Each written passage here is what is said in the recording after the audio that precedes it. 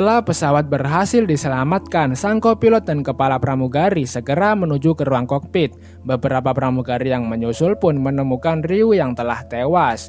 Jadi 3 orang telah mati dan masih belum ditemukan vaksin untuk virus tersebut. Karena telah membantu tadi, Jae langsung minum obat penenangnya. Dan di sini diketahui jika Jae dulunya adalah pilot terkenal, namun ia memilih pensiun. Kenapa? Sabar, nanti juga dijelaskan. Hihihihi. Kini media telah menyiarkan berita dari video-video yang telah diupload para penumpang, tapi masih simpang siur sebenarnya apa yang telah terjadi.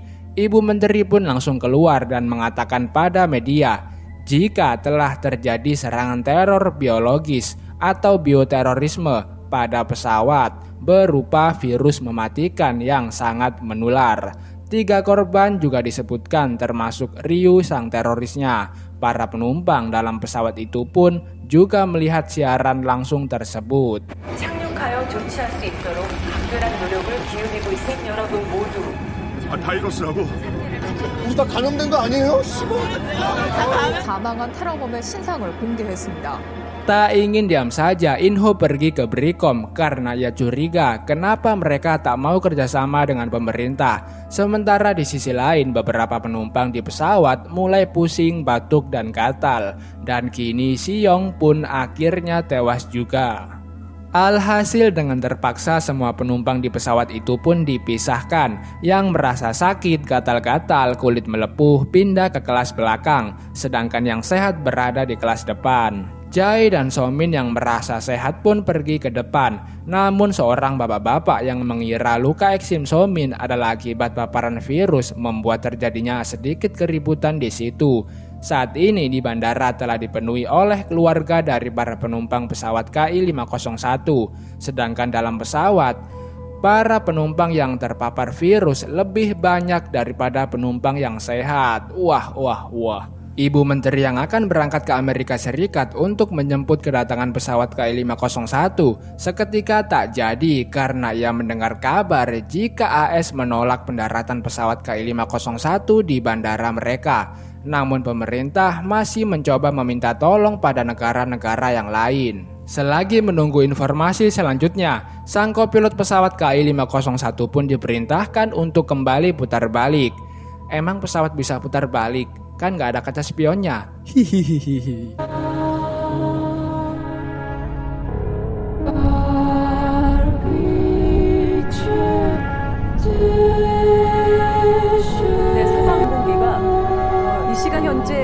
Di lain tempat, Inho dan anak buahnya kini berada di depan perusahaan Brikom. Sebelumnya sudah mencoba masuk tapi dilarang. Tiba-tiba ada salah satu pegawai Brikom yang ingin bicara dengan Inho. Pegawai itu mengatakan saat ada berita mengenai Ryu Jin-sok ada beberapa pegawai yang bergegas pulang, seolah-olah ketakutan dan kabur. Inho pun langsung menuju ke alamat yang diberikan. Dan memang benar, saat akan digerebek orang tersebut langsung kabur lagi lewat jendela.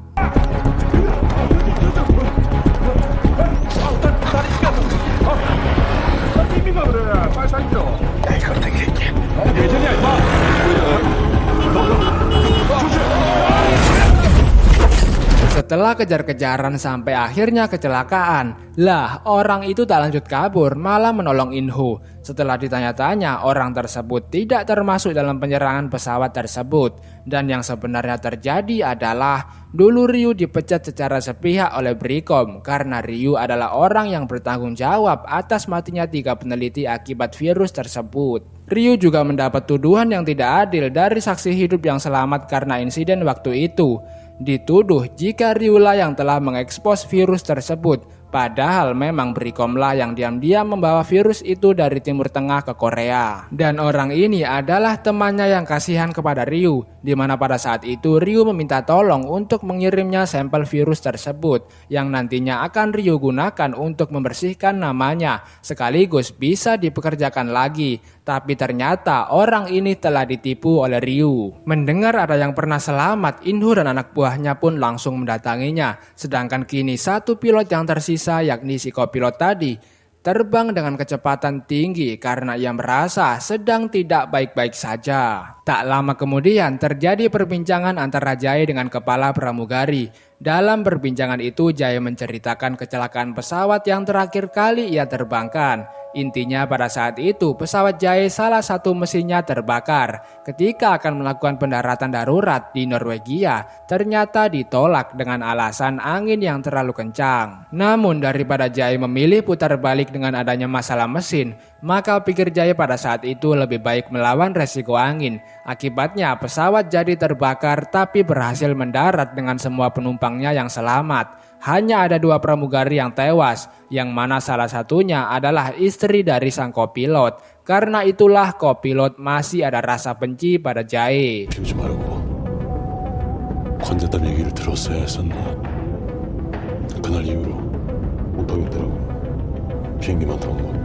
Sesaat setelah itu, kopilot menelpon dan berkata kepada kepala pramugari untuk mempersiapkan Jae menerbangkan pesawatnya. Demi keselamatan penumpang, sang kopilot mengesampingkan egonya. Kini Inho telah menemui pegawai Bricom yang pernah selamat dari virus tersebut. Dengan menunjukkan foto sampel virus yang ada di rumah Ryu, akhirnya terkuak jika Bricom mempunyai antivirusnya. Inho pun langsung kembali ke Bricom, tapi penjaga di sana masih melarang siapapun yang masuk. Tak butuh waktu lama, Ibu Menteri juga tiba di Bricom. Di situ Ibu Menteri bernegosiasi jika pihak Bricom mau memberikan antivirusnya, maka hukuman karena membawa virus ilegal tersebut akan dikurangi. Akhirnya diberitakan jika pemerintah telah mendapatkan antivirus dan vaksinnya. Seketika hal itu membuat seluruh warga Korea bahagia untuk sesaat. 저기 수류전을 탔다.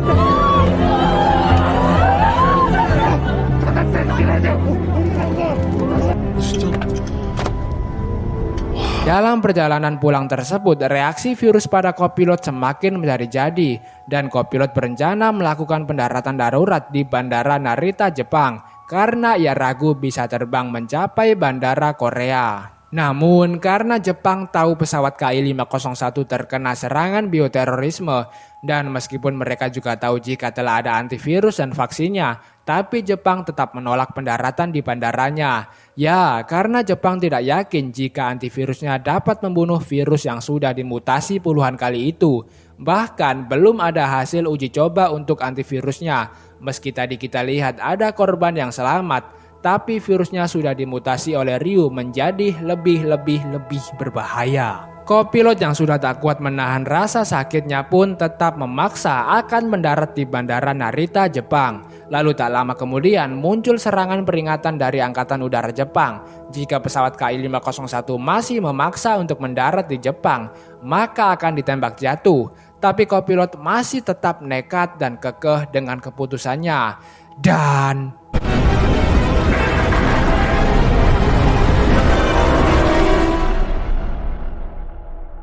ya, hampir saja pesawat KI-501 bertabrakan dengan pesawat tempur Jepang, yang mana hal itu akhirnya membuat kopilot mengalah dengan keputusannya. Lalu tiba-tiba saja kopilot ambruk tak kuat menahan tubuhnya, tapi masih bertahan. Alhasil Jae pun mengambil alih kendali pesawat untuk terbang kembali ke Korea. Jepang menyiarkan permohonan maafnya kepada Korea atas apa yang mereka lakukan barusan. Namun semua itu dilakukan demi keselamatan dan keamanan rakyat Jepang juga.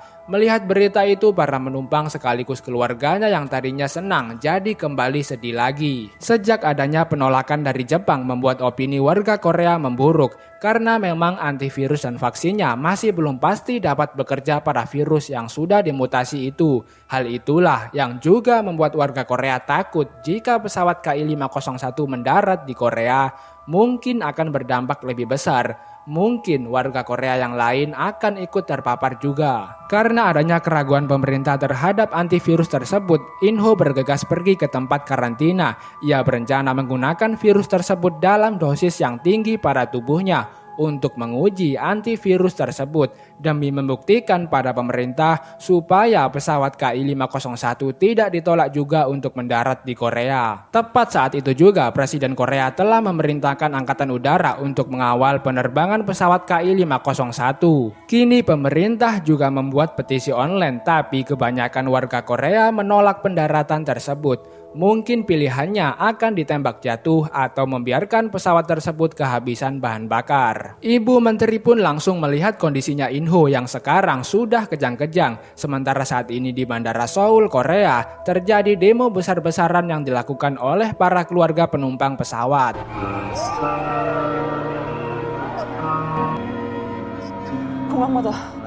Kondisi In-ho sekarang semakin memburuk saja, sementara pesawat masih terbang berputar-putar di langit untuk menunggu keputusan pemerintah.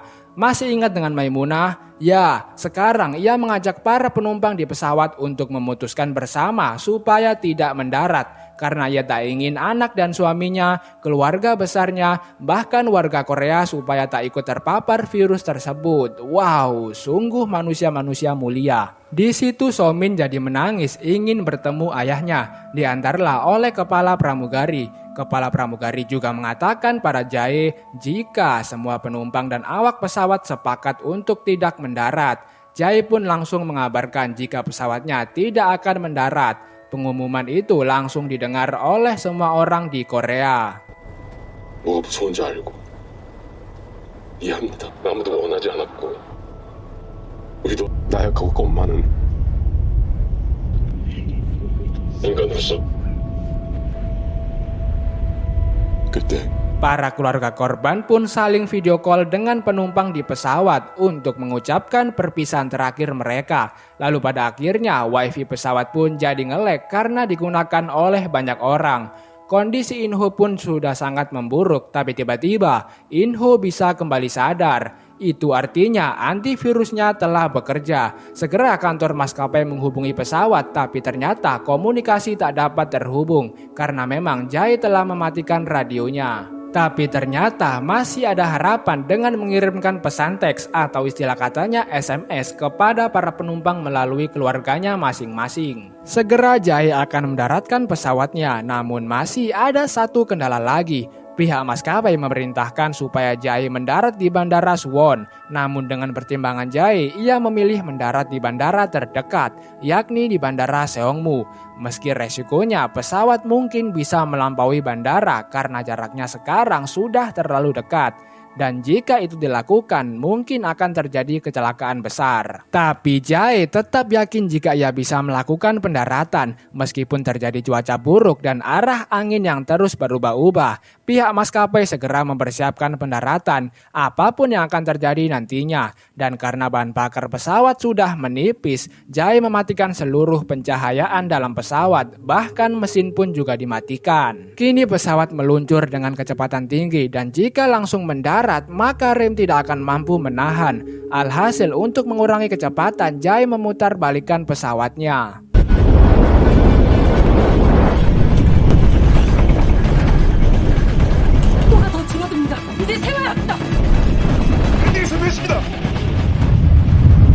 Ya, pesawat KI-501 berputar untuk kedua kalinya dan itu membuat jaraknya sangat dekat dengan daratan, bagaikan akan jatuh. Tapi ternyata masih ada sisa-sisa bahan bakar yang disimpan oleh Jae untuk saat-saat terakhir pendaratan.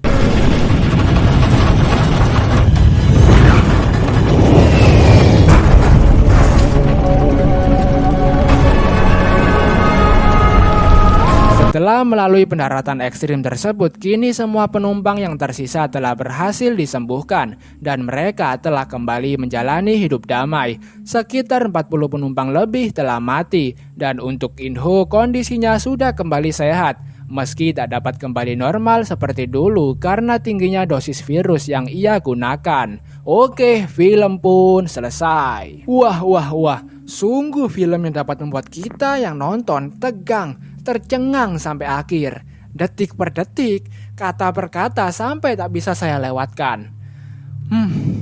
Semoga kita yang masih hidup selalu dalam lindungan yang kuasa.